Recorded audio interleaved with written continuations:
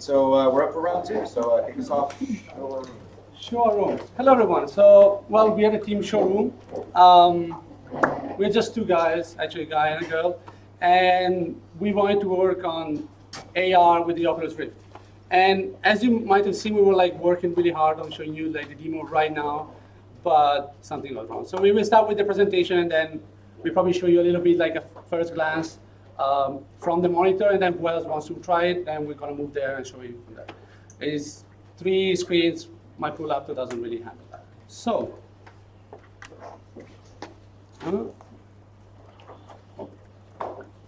sorry. Okay. So I imagine that, well, the screen, the laptop is not my friend today. Okay. I imagine that you all seen that, and also the other teams have seen that. That's great, but it's not the best we can do, right? So with Fira, that the first day proposed their idea of having one big room where like they would like to move around and show like, you know, maybe rooms, but also objects and furniture. We thought, well, IKEA have lots of money and maybe they have lots of place where they can have 20, 50 different rooms. We want to have one room that could be even empty. It doesn't really matter. As long as you have like the object that you want to put and you want to present, whether it's just furniture or like just the feeling of a room. We thought that you just need, whether it is this really bulky headset or small device, which with the future is going to be even more like high quality and smaller. We don't care. We just want to make it possible and show you that it's possible. So. Okay, so currently available, you have all these different apps where you can sort of use it to view the furniture in the room. And we thought this was a really great idea, but we wanted to build on top of that. So yeah, so you have these apps, they're not so immersive. And then you can move on to the Oculus, and this is like a really immersive experience. So you're in the whole world. And you have the option of virtual reality, which we've seen some teams do really well. But that also has, it's great in itself, but it also has some limitations. For example, if you have your living room, maybe you don't want to model like the entire room and build it from scratch. Maybe you just want to add a piece of furniture to that room or add new components to this room. And so what we decided to work on, instead of virtual reality, we worked on augmented reality. And so basically what you have is, we used the Oculus Rift and we've added 2 cameras to the top. And so you can see the room. So you can take this room and you can see it. And we have these different markers, which from the markers you showed where the furniture is. And later when we show the demo, you'll see that the furniture pops up where we place the markers. But we took it further than that, and we decided that we could have, yeah, exactly here. So you have your markers. So it could be an empty room, but then it could also be just your living room or just any old room. And yeah, so we have a furniture for each code, but then we also decided that maybe you want to try out many different designs. And so we would have the option, using this website that we made to switch between different furniture designs. So, for example, say first you decide, okay, I want my sofa to go here, and you using in the Oculus Rift the sofa shows, and then you decide, actually no, that doesn't look so good. Maybe I want to change this around, and you can change, use the option to change and move the furniture. And then in addition to that, we also added the functionality that you can manipulate the size of the furniture. And also not only the position, but maybe since there are 3 models, you can still move them around, rotate them. So you can also, of course, move the markers themselves. But for instance, if Fira has their own like place, someone could think, what if I put this couch, I put it down there. Now the desk, I will probably place it like this, so I have the window in front of me, and so on. So we allow with the use of a limb motion, but we wanted to first go with Augmenta, but they weren't providing anything for desktop, only for Android. So we went for the the hacky way.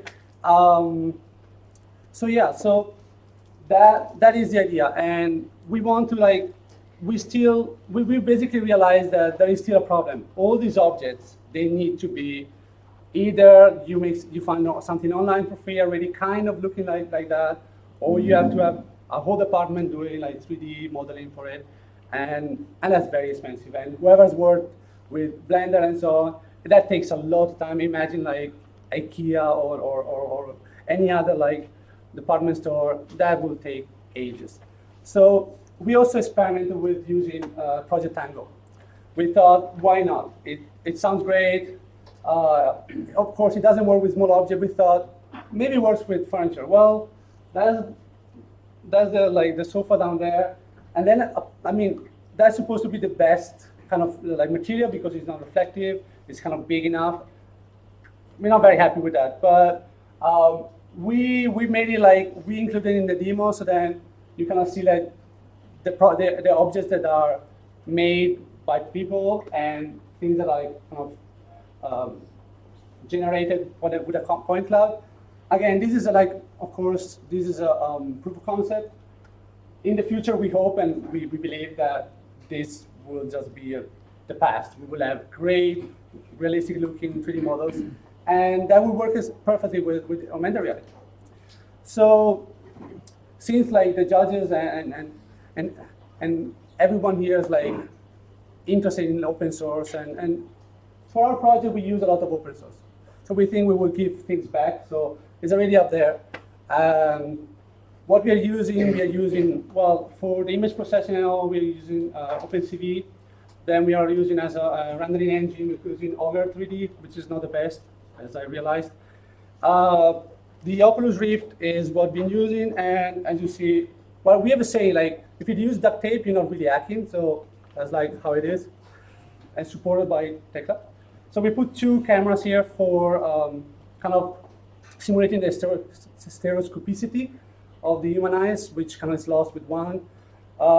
Here again, I don't have two exact cameras, which that should be the actual goal, but it works. And if you put another one, which is the same, that will work even better.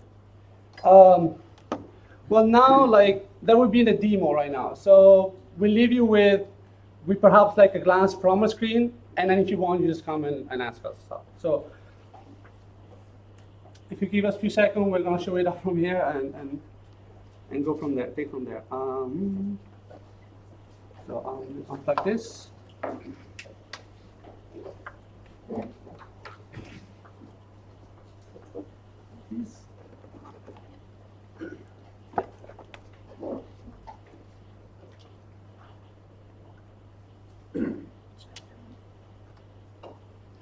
Let me see. Nobody's like.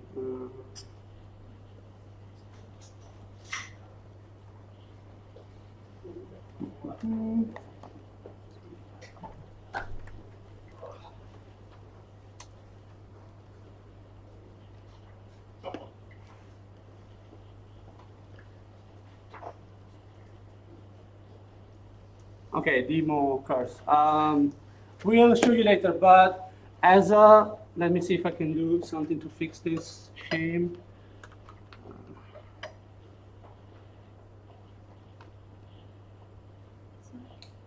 Yeah. Let me start again.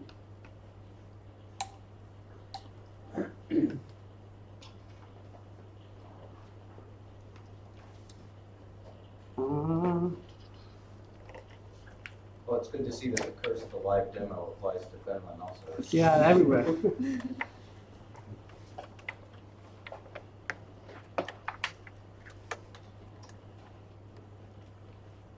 Okay. Yeah, okay.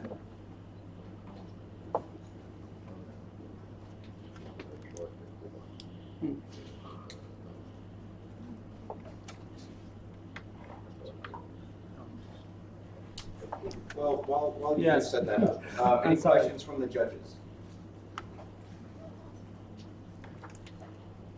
No questions? Okay, well, So we no take it as a explanation. positive.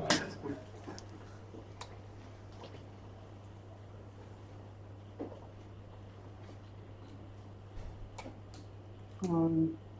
The setup is so cool, so we want to see the demo. Exactly right. Well, what we'll do, if they can't get it running here in just a few more moments, then I will ask if you guys don't mind setting that up in the other room. Yes, yes. And then we'll definitely have, because anything that, like you said, has that much duct tape together, that is truly the definition of hacking. So.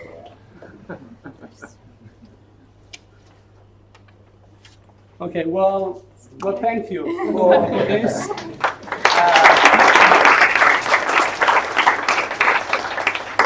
I know you might not have many questions, but if any of the idea, like, you're interested, just come over and then we'll talk more. Yeah. Awesome. Well, thanks. Thank you. No problem. All right, so up next, we have a team that knows who's up next, Lively, followed on deck by JCJ. I also have a small announcement. We have Mike Bradshaw from Solo here demonstrating their new device, new approach to computing. So in the breaks, while people are setting up their things, you're free to go there in the demo room and look that out. It's going to be here actually until 4:30, so just 40 minutes here.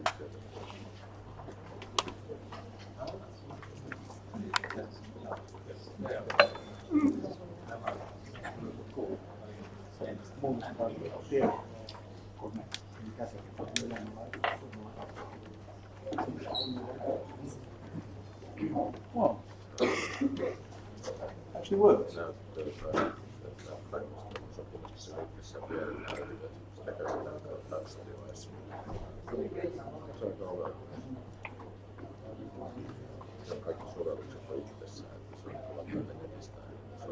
Right. Is everyone ready? So we are, where's the other two teammates? Maybe you can come join us up here so your faces can be seen, yes? So we are lively. Why? Because we want you to be lively in mind and body. And hopefully by the end of the talk, you will get a better understanding what that means. So before we jump onto the problem, just a quick introduction of the team here. We have Huang on the other side here. Mohammed. Yes, Sayantan. And this is myself, Vincent Kuo. We met each other through fate and serendipity on Friday evening, and so we glued together and decided to do something interesting. And so this is what we came up with. Right, so I'd like to talk to you about something which hopefully we all have. You can guess what it is. It's life. I guess we all have a life. And something that we all do in life is inhale and exhale, hopefully.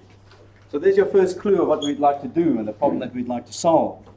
We start out with the premise that we spend 90% of life indoors. Yes, we learn indoors, university, we work indoors, we live indoors, we are born indoors, most likely. We make babies indoors, we're likely to die indoors, and so the indoor environment is extremely important. That's where life happens for all of us. But what is the problem? What is the silent problem, let's say, of indoor air?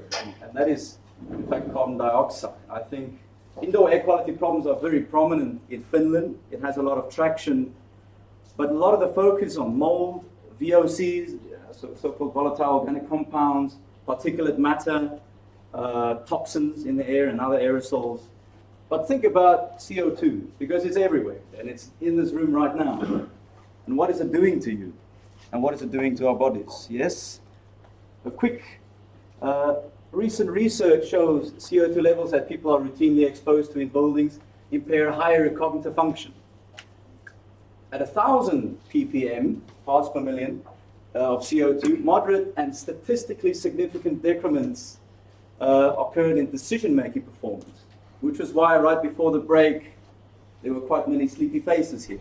I think it's no surprise. This room is over-occupied, and therefore our cognitive ability is lowered because of the amount of carbon dioxide. And a very quick description of what happens. This is different tests on cognitive functions, and this is the level of carbon dioxide in the air. And as you can see, it declines quite consistently, according to Allen et al. 2015. And this problem, if you think about this, it's not only a question of health. If you look at the 30-year cost of a building, and this has been alluded to quite many times over the talks, actually 92% of buildings costs are in personnel costs, which means that if you're a knowledge worker and you're working here, think about the waste that you're imposing and the missed opportunities and value creation in poor indoor air. So as we say, it's not a question of just health, but also about productivity, that you can use the spaces a little bit better, optimize them to create more value. So we present to you Lively. Take a deep breath. It's a comprehensive management solution for occupancy and carbon dioxide in living spaces in general. And we'd like to do a demo. The demo is for schools, but it can be an analogy for any space, especially one such as Tekla commercial spaces, where there are people working together. So while I set up the demo, I would like you to go online with your cell phones and your computers and type in lively.com, and you'll be able to see and follow with me, if you would like.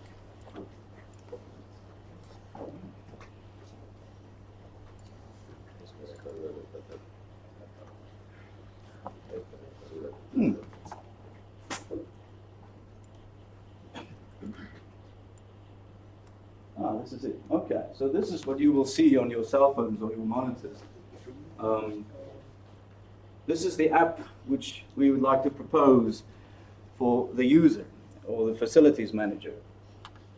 We have a very quick explanation of what it does. I can draw your attention to this predicted solution. Currently, indoor air problems are mitigated in response to certain complaints or certain symptoms. Now, we would like to provide a provident and a suggestive system where the building owner, such as yourself, Teemu, may be able to be warned about problems related to carbon dioxide and occupancy. So here we go. This is our team. Then if you click here, get started. I'm not going to do that now because I'm going to start a different session so that I can demo it for you. But I hope you don't become too caught up with the screen, that you can follow with me over here as well. So what we have here is the general interface. Okay, let's try and make this work. Unfortunately, the screen has been split, so... And the team, you're welcome to join us in the discussion as well. I think we still have 5 minutes for the demo. So we have here the interface. Here, this is Päiväkoti Hansa. We have, so to say, carbon dioxide monitors within the different areas and spaces. We can, based on the readings from carbon dioxide in parts per million, visualize the criticality of the different spaces. Now, typically, when it goes above 600 parts per million, there might be some complaints. When it's above 2,500, it's adverse health effects that may be expected. And this could be pulled in from a different building code or a design code. We use this one that we got from American code, I think. In any case, we see the map here. We can go down. This is for classroom 1. Let's go to classroom 2 first. I'll explain about classroom 1. In classroom 2, we have the readings over time in parts per million. Now, be warned, this is not real. These readings are fake. So we've made just for sake of demo, a little sensor simulator.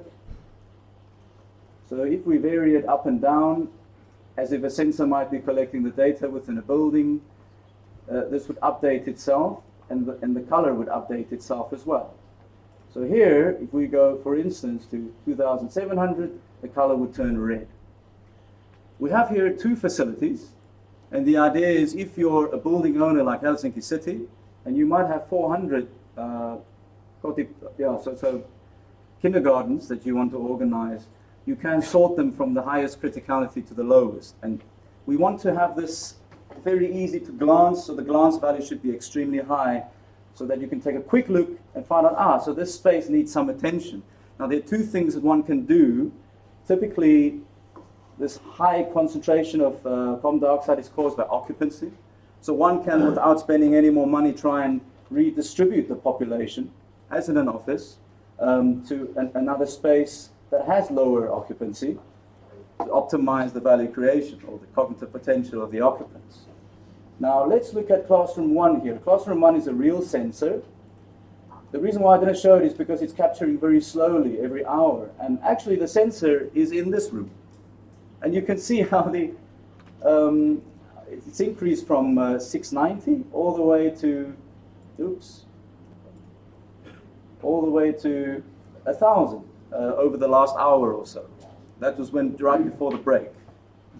So that could be visualized as such. The same goes with the stop your alarm call. So we don't have a picture for that, unfortunately. But we have the different rooms, and exactly the same here in the simulator.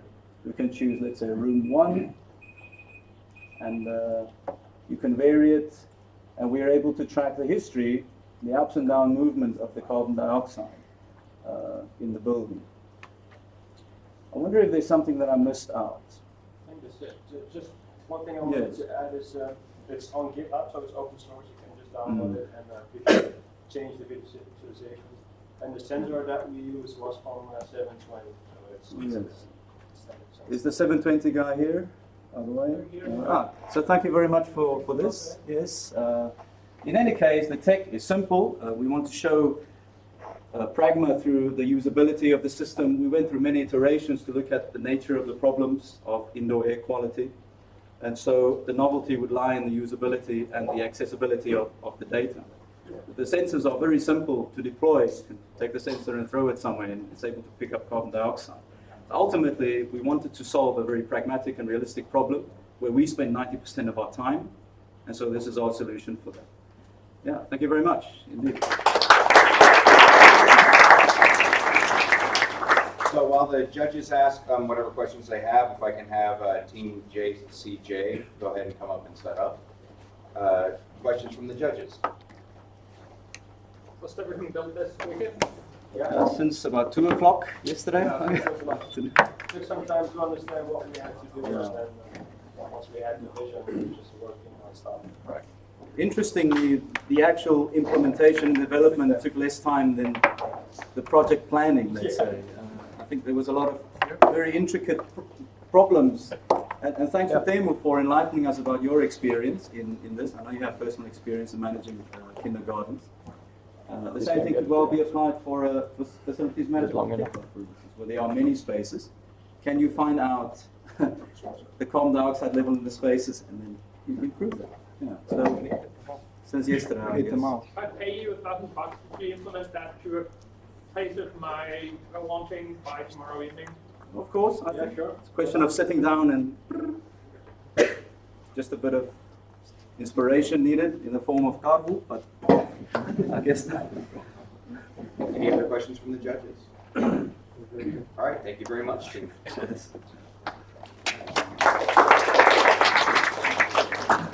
Ever a presentation that wanted to make you open a window, right? So.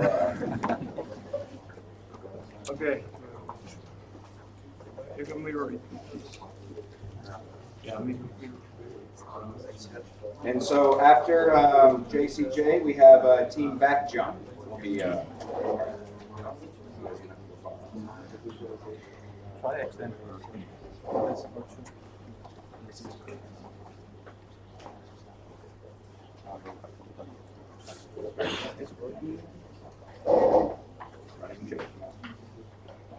Is there like a remote for the source? No.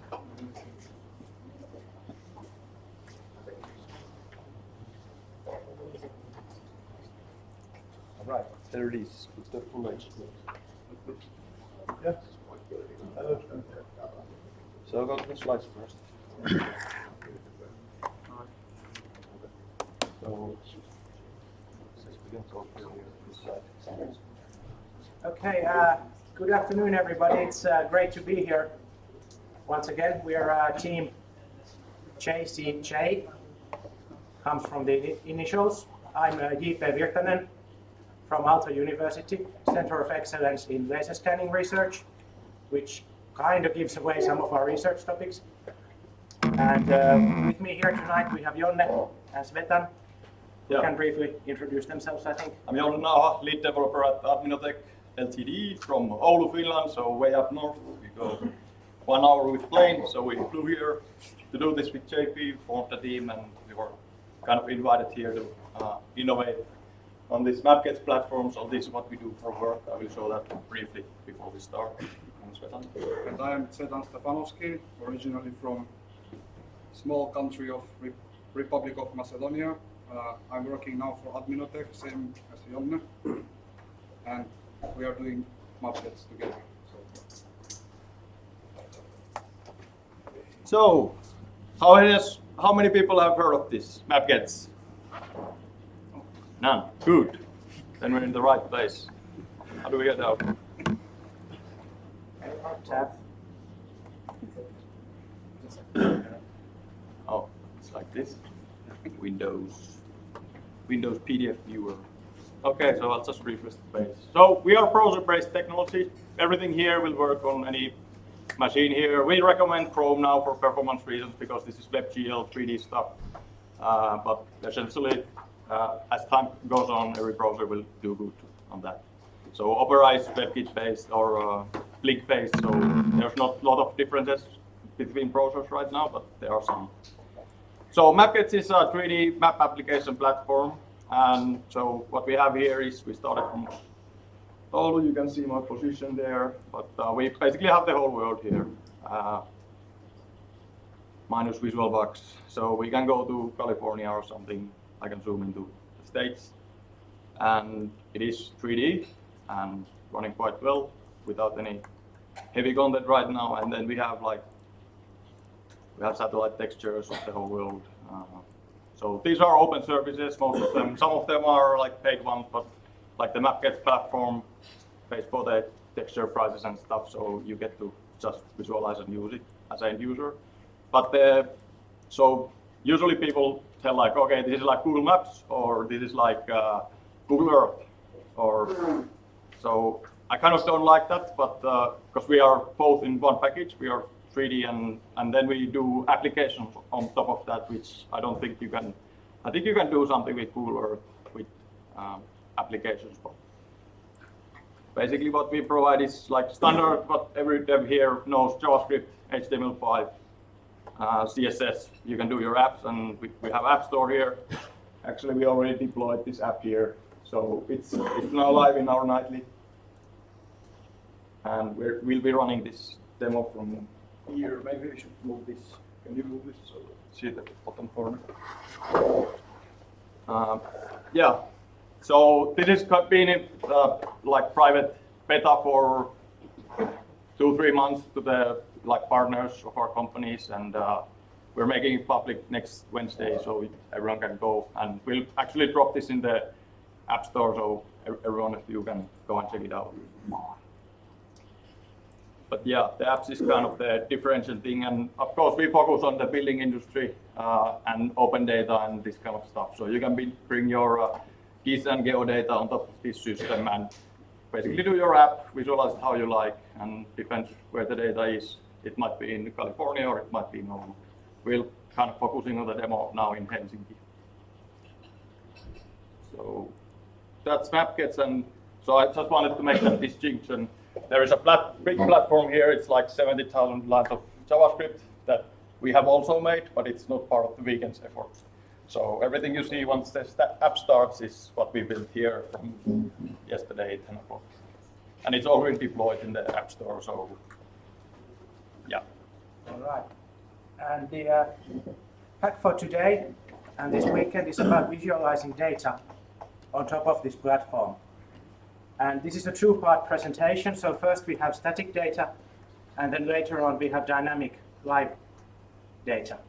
And for the static data demo, we use statistics from the city of Helsinki, which we've obtained from the open data portal that has been provided by Helsinki. And essentially what you get as open data is tons and tons of spreadsheets. You can choose the format, but we used CSV. So essentially you get huge amount of numbers. And what we wanted to do was to crunch those numbers into a representation on a map to make it more easily interpretable. And how we do this, we get the data from dev.hel.fi, do a bit of pre-processing, and then throw it to the MapGets server and visualize it in an application on the platform. In this case, we used some area polygons and some statistics tables. And here comes the first part of the demo. Yeah. Right, so just launch the application here. Starts to download. So what we're seeing is area-wise statistics for each specific area in the Helsinki region that we plot according to values. And we can browse back and forth in the time series. We have a bunch of data sets here. We didn't pre-process everything that was available, but some of them that were related to the current construction in the Helsinki region. And the areas are dynamic. So if we have data on smaller districts, we use the borders of smaller districts. If it's large areas, then we use large areas. And also we, here we go. If we have data from more areas, then we display more areas. So it works quite well. And here's a tiny example. So this data set is all the buildings that stood in the Helsinki region in 2012, during which decades they were built. And the time series spans from pre-1920s up to this year. And if I start going year by year, we'll see that in the 1920s, the majority of the construction was in the Helsinki downtown, which is over there at the peak of that cape. When we jump to 30s, we see a small extension. Oh, actually, that's 20s, yeah. We see the city slowly expanding northwards. So the majority of buildings completed in 1930s are there. We move on towards 40s, not much happening, World War II. 50s, the aggressive development of the northmost city parts begin. If I click on an area, I get some metadata. So that's Länsi-Herttoniemi, that was very intensively built during 1950s. Same trend continues, 60s, 70s. You can see the development moving outwards from the center. Pre-90s, a massive construction boom in the Helsinki region, lots of housing. The unit here is amount of buildings. So it's not, we could have also done floor area, but for this demo we did amount of buildings. 90s, Finnish recession, slowdown, and it continues pretty much on the trend up to today. So the point is that when we take the data, which is essentially just numbers on a spreadsheet, and tie it to a geographical region, we can begin to understand the data, and we can actually begin to interpret what happens and how that works. So that was the first part of the demo. And then we jump to part 2, which is dynamic data. Right. I'll just quickly show that here's a tablet. This is a Chrome browser in Android 5.1, I think. And we can use it here.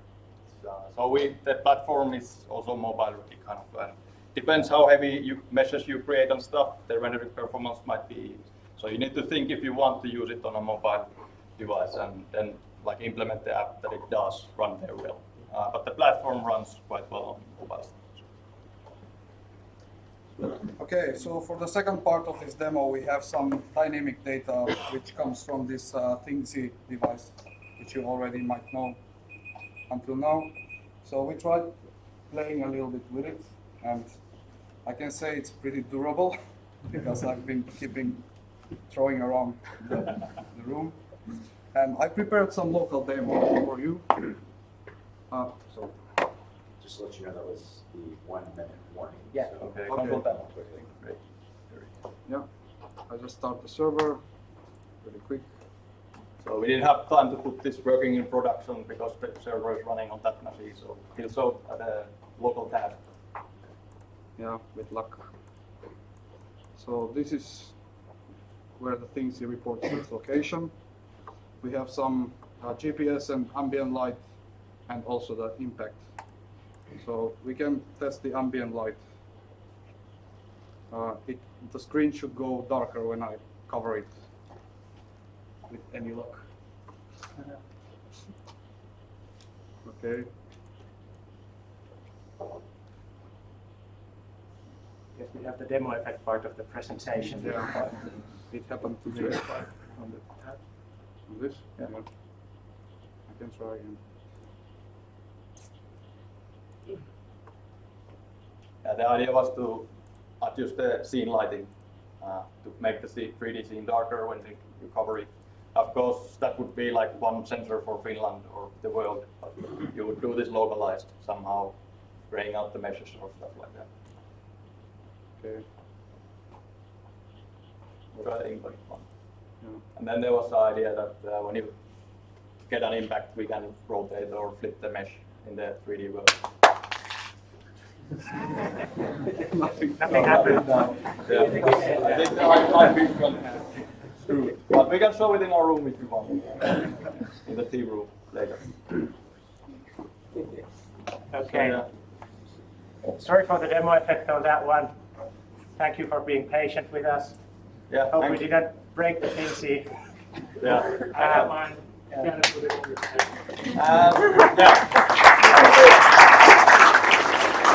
Final announcement is that, as I said earlier, the platform goes live and public next Wednesday. Hopefully the statistics visualization app also goes live and public next We'll Wednesday. put it there so you can go check it out. Maybe we put it to Slack or the mailing list, whatever. All right. Great. So while the next team back jump, it looks like they're already ready. If you guys want to go ahead and get plugged in, any questions from the judges? No? Thank you, Jim. And next up is call-up plan. So.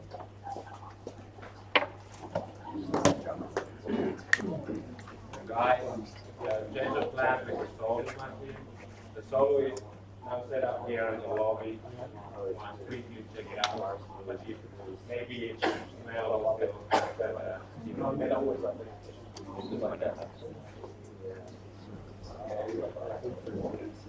Okay, so we are Backjump team. I'm Julius. Here is Kosti and Matthias.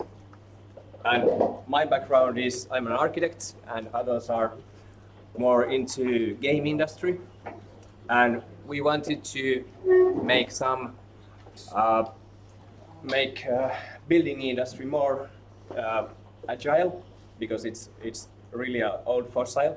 And this backjump, if you know the term, is when you spray paint bus or train when it's on the lights just for 1 minute, and you make a tag to that, so that comes from that.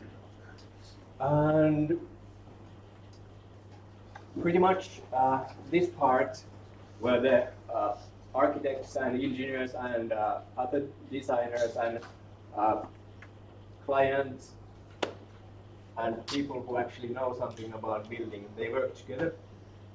And then what happens, we tend to make BIM model, but after it is done, we don't know what to do with it. We just print it, and then we mail prints to the site. And probably someone will build the building with those prints. But we try to focus this part, that is there a way to combine BIM with the site, so that you don't actually have to go always that printing phase. And also that you can get feedback straight from a site. Not so that if you're a designer, you go to site and notice that, okay, here's a hole in the ground that should not be there. So basically, everyone in the area have been doing these BIM models and then throwing them, like Teemu said, into some kind of locked cabin in the basement or something like that. So basically, we try to remove the need of a physical model. We do in our architecture office quite many physical models which cost a lot of money and time and all kind of visualizations just to show the customers and clients that what we actually mean with our drawings. And here is actually fourth member of our team did the user interface sketches, that what is our implementation or what do we want to, how do we want to make this connection better between engineers, architects and the site itself. Soon you see the working demo, but this is the, for example, Keskustakirjasto Central Library I have been working. It's a 50,000 euro model. So could it have been just made out into this kind of virtual model that a client or anyone else could see on their home or at the work?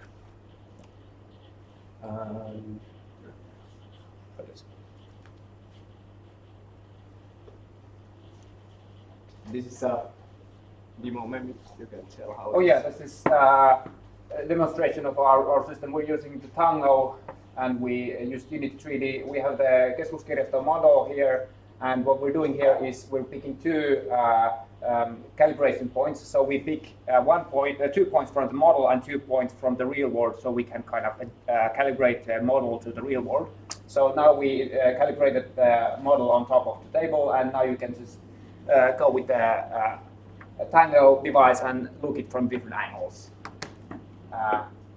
We have different kind of view modes. In this demo, we have only this one model, so we can't use that.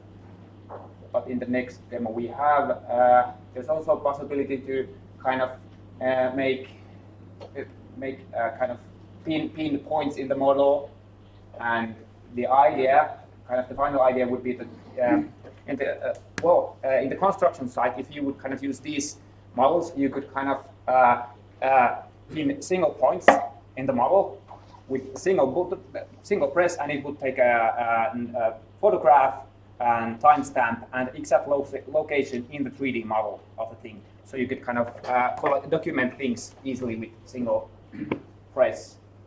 So you can add those. Yeah, it's like actually many other groups have said before. Quite typical situation is that when someone goes with the drawings in the drawing site and I mean construction site, and they should, for example, install a plumb next to a door, and it's 20 centimeters from a door, but what happens, they put it into like 200 meters wrong way. So this is what we try to do, make a location-based BIM model system so that you always know where you are. Yeah, so if I may continue. Yes. Yeah. Okay, so the next step in the building's life cycle is construction, and then which is of course followed by maintenance. And here are some benefits for these phases. So for example, with our application, the simplest way is we can show the workers the exact location where they need to work on. For example, the workers at my friend's house tried to install a bathroom sink to their bedroom. And I'm not kidding, they actually tried to do this until they noticed that they were drilling something in the bedroom, and it turned out they had the model upside down. And again, I'm not joking here. Then we can see sort of an X-ray vision of the building with pipes, cables, and other building infrastructure there. Then, as Kosti mentioned, there are these very simple tagging and annotation features. So you can just point the device at some location and click a button, and it will make a tag there, and then you can write an annotation of what is wrong there or what needs to be done. So this all enables it to keep it very easy to keep track of the work items that need to be done at the construction site, and then update them as they progress, and of course the entire life cycle of these items, like checking whether the work has been properly completed and so on. And of course this all enables real-time progress and defect reporting and statistics. So here are some typical situations from construction sites where something needs to be done, and the probably the quite common way to do this is by sending an email to 10 or 20 people and keep track of the items that way. But with our application, it changes like this. So you just point the item, type something, and it creates a virtual tag there. And the previous demonstration was about the design mode, and this is about the construction or maintenance mode.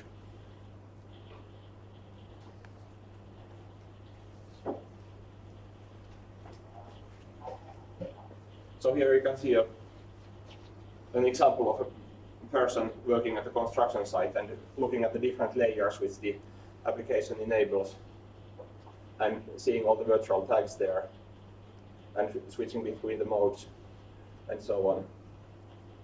So you don't need any glasses like Oculus Rift, you just need the handheld which recognizes the location like this Google Tango device, and the model, and then once you do the calibration, which of course can be automated in the actual product, but once that's all is done, you are good to go.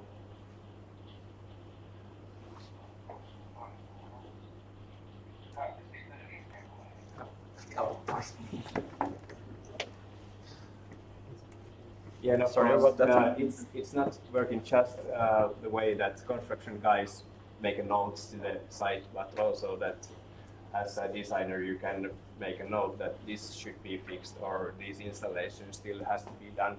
And for example, if the HVAC guy installs a machine in some room, he can scan the QR code from the machine, and also the place of that scanning will go to the system, and you can see if it's scanned in a wrong room, then you probably would be alarmed that something is wrong.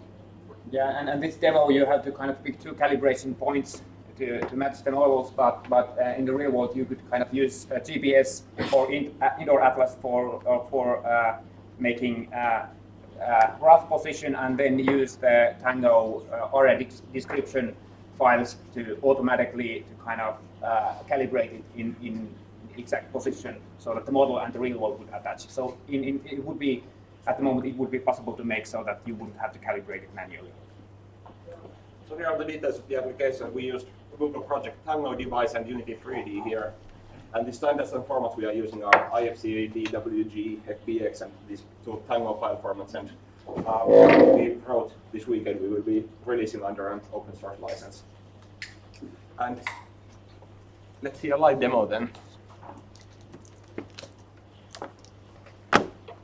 So everything has been done during this weekend, and I was actually the only one from this team that knew that what BIM means. So yeah, before Friday.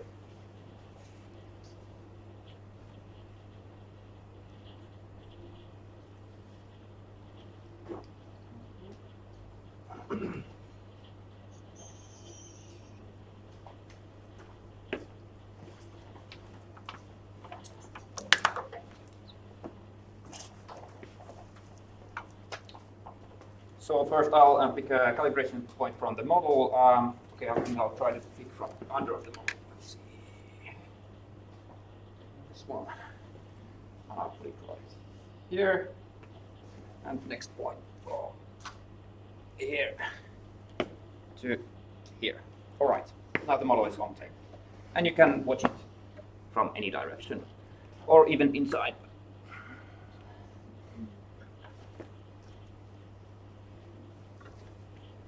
And well, you can at the moment put some markers there, but you cannot write here. By the way, do you have any idea why the markers don't stay aligned with the model itself all the time? Markers. I think that marker is at the correct position at the moment. So it's in the wall here. So Yeah, the walls are transparent, so it might be a bit hard to say. So if I put one here, up here, I think it stays at the exact position. Yeah. Yeah, but those are like 2D markers that you don't. Yeah, technically they are like billboards. Yeah. Yeah. Yeah. So I guess that's it. Yeah. Thank you.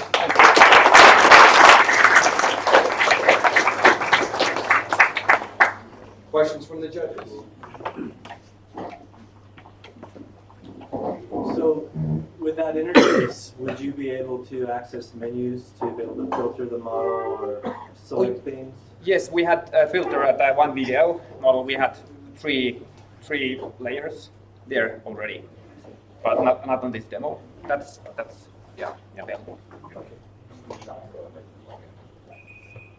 Yeah, we had modes that were architects and HVAC plus electricity and building engineer, and they showed different things from a BIM model. Thank you. Any other questions, judges? No? Super cool.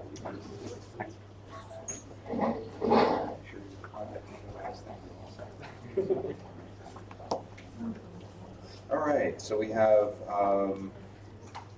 is Proximo.io actually a group, or was that just written on? Individual. I was hacking along.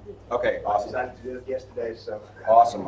Just wanted to make sure that wasn't a note here on the sheet of paper from beforehand. Yeah. So up next we had Mad Bim. So Mad Bim on deck, and then Proximo.io, and then we'll be done with the awesome team presentation. So go ahead and start. Okay, hi everyone. My name is Joachim, and we're Colaplan. And I'm an architect. Rajiv is a software developer. And the reason why we are doing Colaplan is because most of the problems that I encounter in my work is related to communications between different stakeholders, and that's what we try to improve or solve the problem with here with Colaplan. Also, to start with, I would like to say that we have been working on this for some time already, so we have not done everything during this weekend. We are here to meet all of you and hopefully collaborate with many of you also. So we help construction and urban project stakeholders to communicate with each other. Colaplan makes it easy for end users to understand and give feedback on projects. And then in turn, Colaplan makes it easy for us construction industry and planning professionals to publish our designs and collect that feedback. How many of you are architects or planning professionals? Okay, some. So, a project has a Colaplan page, which is then integrated to any other communication mix of that project, whether it's a BIM platform or social media or what else the context is. And then the content and the level of the participation is customized to meet that customer's needs. To get a bit more specific, with Colaplan we help cities to present and collaborate with their residents, developers to engage with their customers, home buyers that is, and planners and designers to communicate with our end users. And of course, because we're all involved, this needs to be an interactive place where all stakeholders can get information and provide information. We have a few pilots going on, and this is what our users say. So an architect describes Colaplan as a simple, clear, and easy-to-use discussion forum for modern projects. In another project, a social worker says that it's a common memory where all project information about planning and ideas are in the same place, and she doesn't need to look for memos or emails. Same things that come up in many of these presentations. We're kind of all doing the same thing here, many teams. And then our customer, a construction developer, described in the beginning of the project this to be a promising tool for a more participatory, creative, and efficient construction development process. They believe that Coloplad will make their project better, and that's why they committed to use it throughout the project planning process. And then a designer here at Aalto University described Coloplad as it helps her to communicate design proposals to a large number of people in an efficient way. Now we're going to demonstrate this with our live beta, and we have a few demo sites and pilot projects. I just thought I'd go through a few of them for as long as we have time, and please feel free to interrupt if there's something specific you want to know.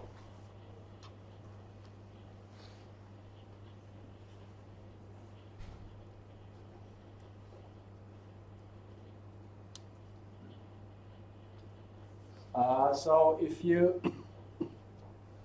go to our site, you will see quite a lot of projects that have been uploaded. And these are public projects that we will at some point launch a bit more publicly and communicate about it. We're still collecting content from different kind of projects. And this is our first pilot here in Otaniemi. The location is in the main building, and it's called Learning Hub Lighthouse. So it's a working space for students and librarians, and that's the location. The project started with the student team drawing their own plan on how they want their workspace to be. And then Valeria, who then was the designer for the project, made that drawing more technical in the context of the real building walls, and then she added these annotations that she wanted to get feedback for. So here is customer service, and she asks or tells people that they want to turn the customer service desk so it's easier for the customers and the librarians to interact. And then Risto and Maya, who are library workers, have responded with their comments. Or real lounge, what do you think of the study lounge if it would be like this? And then the stakeholders or end users have commented. And then she made reviews of the designs, just like any other designer, based on the feedback. And we stepped into this project in the middle of the project, and it was pretty fast test. And then they made the realization according to that. Then our next pilot, which is now ongoing, is a bit bigger scale. It's the city block to the city of Joensuu in central Finland, and there it started with this customer kind of branding video that they have, and they just put it there and communicated about their values and what they are building there and what they stand for. Just kind of as a visual material for people to relate to. And then the city of Joensuu, they have a Trimble service for this live city planning documents, and it's integrated in one of those views. And here you can then switch through different kind of context. And just basic 2D image about the site.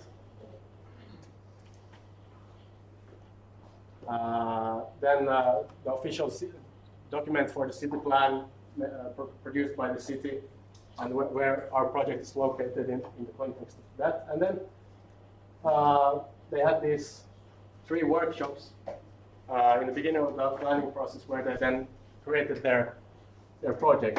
And I have been the stakeholder consultant in this project, so I have been very involved in kind of piloting our product, but also involved in the managing the information. So then I had this workshop, and then they produced this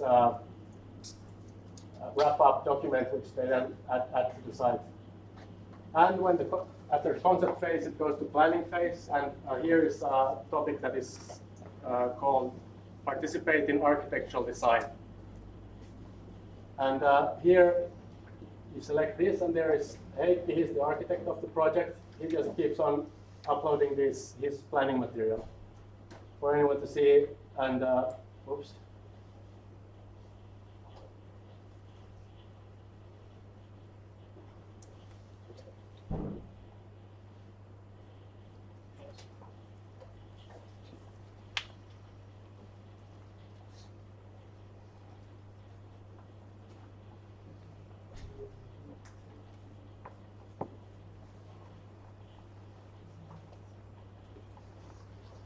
Just a second.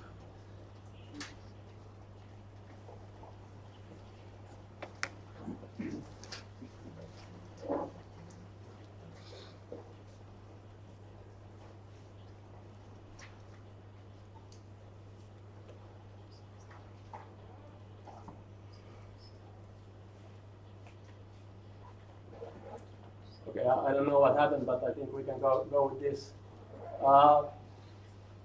So yeah, then Heikki, the architect, uploads his material to the site. And then the landing page is just about communicating where we are. And this is now for a group of 20 to 30 people, where there are professionals, planning professionals, but also a lot of non-professionals who work in social sciences or city administration or city planning. And then, of course, what we aim for is to also participate with, collaborate with the end users. And for that,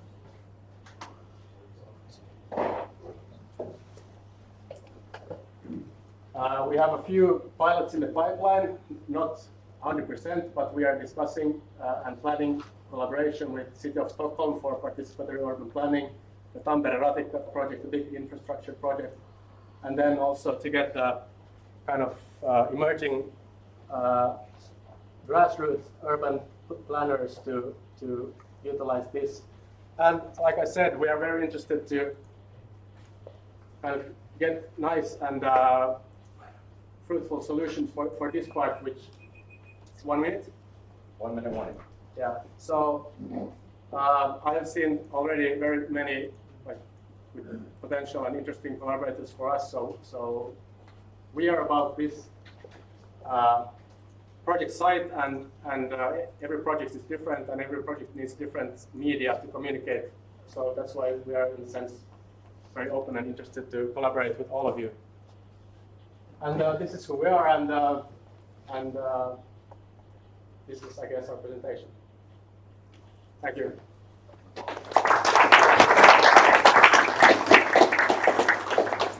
Any questions from the judges? Okay, awesome. Thank you very much. Next up, we have Mad Bem, followed by the Proximo IO.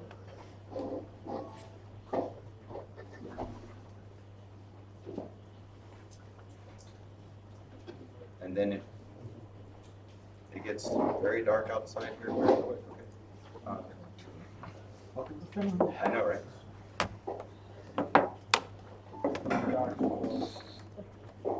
And then once everyone is presented, we'll probably just take, I know we're running a little bit behind schedule, but we did want to make sure that the judges had a chance to see the VR demo. So I appreciate everyone giving us a little bit more time on Father's Day. So for all you fathers in here, happy Father's Day.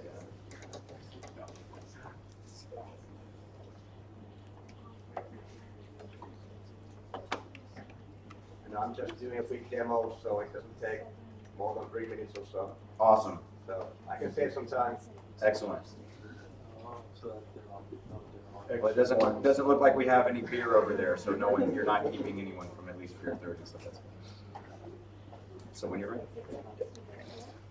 So hey you guys, this is our team. I'm Henna and I work in Speco. I do this.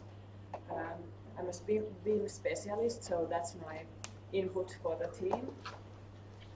And hi guys, I'm Gio, as you can see, from MAD, and I work as a product manager at MAD.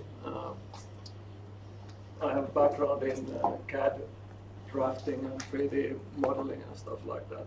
I'm kind of a sales tech, whatever guy there.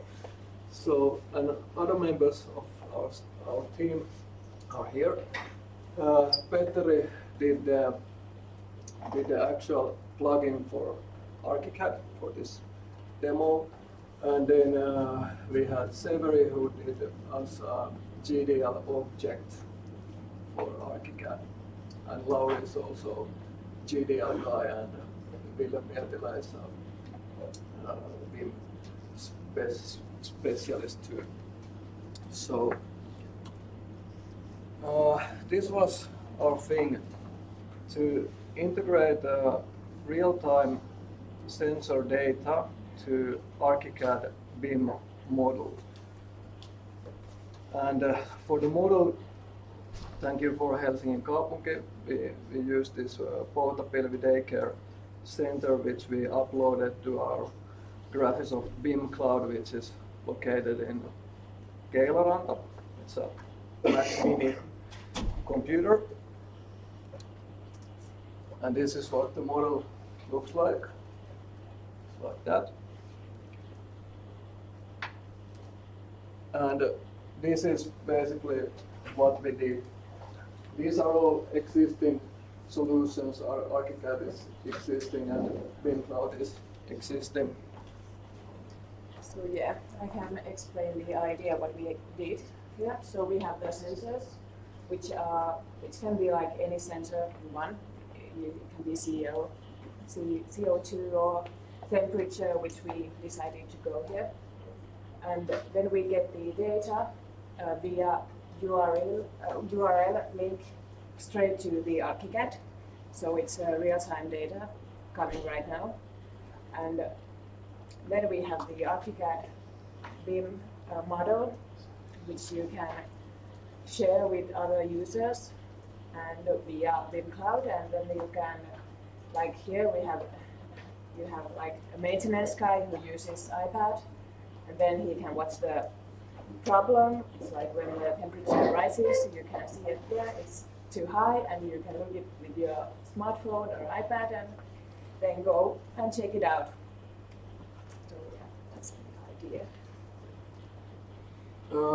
And this is how we did it. So yeah, but we have the sensors, and then we have the actual ArchiCAD plugin, and then we have the sensor object in GDL, and the plugin feeds the data to these objects which are located in building information model.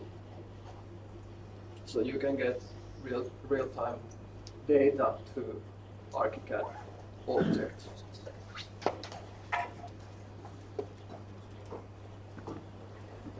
And then some use cases for real-time sensor data in BIM. We came up to monitoring moisture in structures during construction phase. So if you put the sensors in the walls or in slabs, you can get the data like in the construction phase and afterwards. And then there's the measuring temperature, humidity or carbon dioxide levels from existing spaces, like what we did here. So we can show a bit with the ArchiCAD.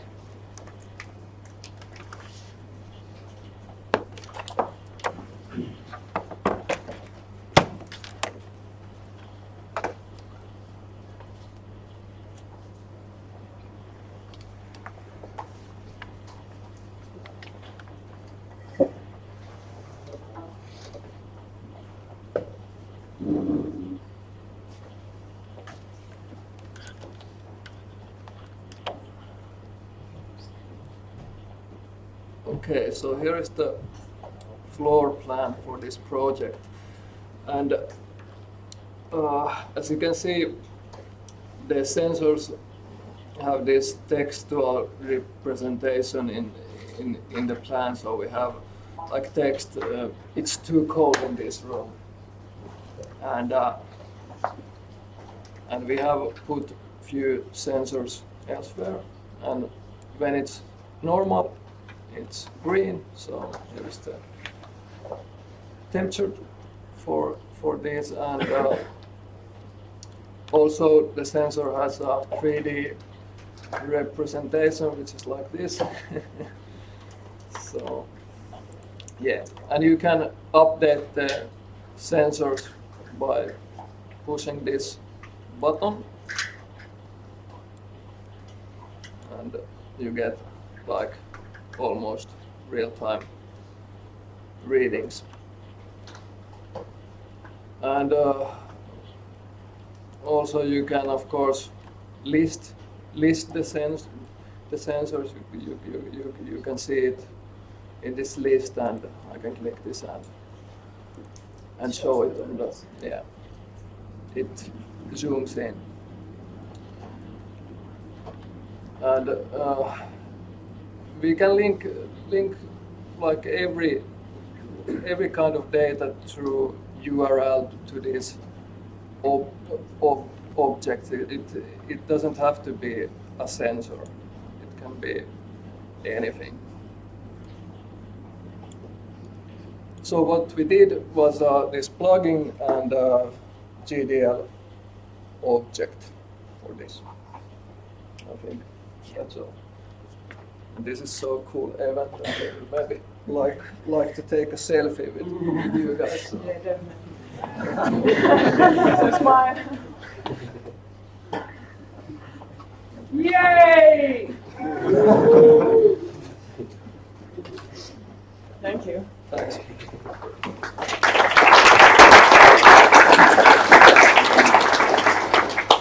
Sorry, what was the name of your team? Mad Beam. So did you work on this weekend, most of the work, or some of this was done online? Yeah, it always done it like Yes, yesterday. Yesterday, yeah. Yeah. It was a quick thing. Yeah. I think it can be developed, and you can change this to very big. This is very simple thing, that you can make big things with it. So. We were thinking about linking this to room object, like in space objects or something like that. Any other questions from the judges? No? Okay, then just a couple minute presentation from Proxima. Thanks. Yes, so I said I was hacking alone because I actually wasn't planning on hacking this weekend, but yeah, thanks.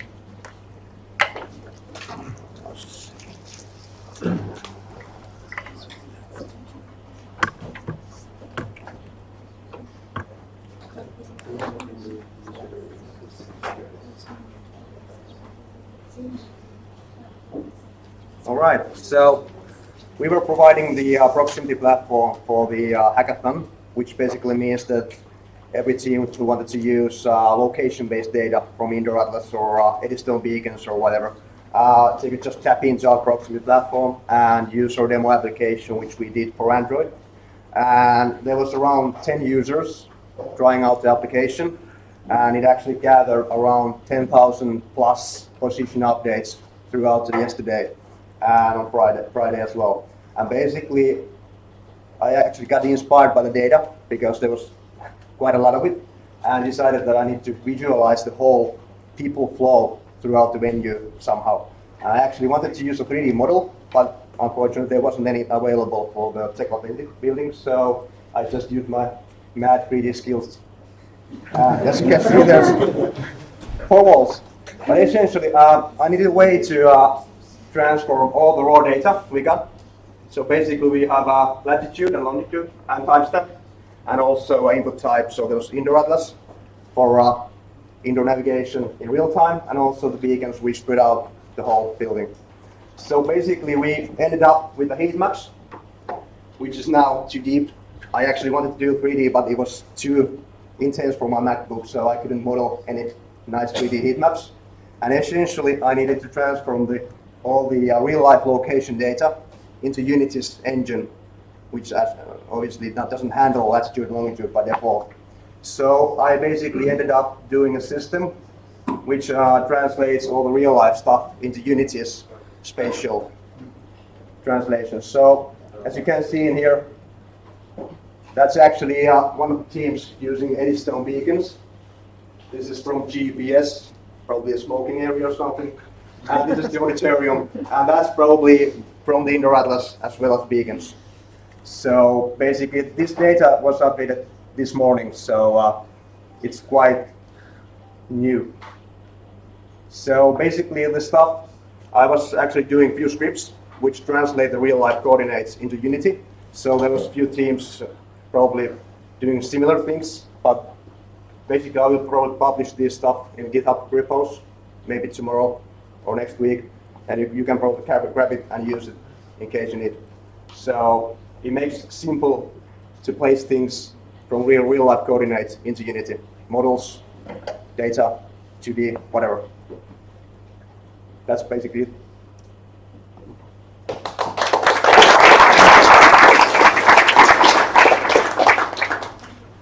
Questions from the judges? Is this a consolidation of all the data from the Yeah, whole yeah. It was. Are you able to put the time on it and filter it by time? Yeah, actually, I basically ran out of time, but I would have added some filters for the timestamps because we basically tracked every timestamp per event. So yeah, there could be filters. For example, show me the last hour heat maps or people flows. Or a slider. Yeah, or a slider, yeah. Definitely doable. Any other questions? All right. All right, thanks. Nice and short. Yeah, exactly. You weren't hitting on that. Okay, How did you gather this data? We actually built AEC Hackathon demo application, which was available for all the teams. So basically, they could just download the application from our website and use that to track their position inside the building using indoor atlas and Eddystone beacons. So basically, there was actually a couple of teams using the Proximy.io platform. There was 3DFly or something. And yeah, your team as well. So that's where the data came from. I was just curious. Yeah, it was the teams using it. So. Okay, so so great job, all the teams. Definitely the cool thing about this is every location has something different. You never see the same thing, so thank you for keeping it fresh. What we're going to do is the judges will probably take, it's a little bit before 5. If the judges would like, the team that had the augmented reality setup, they have it working in the other room. So if you just want to go ahead and take a look at that real quick. I will ask that everyone else stay out of that until the judges are done. And then judges, once you're done there, we'll actually meet in the front room to go upstairs. Everyone else, definitely when they're done in there, check out the VR demos if you haven't, look at each other's hacks, and we'll probably come back in about 30 minutes. And then Teemu, yes, and we still have the gentleman here, that if you would like to actually come and set that up here. Okay, it's outside on the big board. All right, so.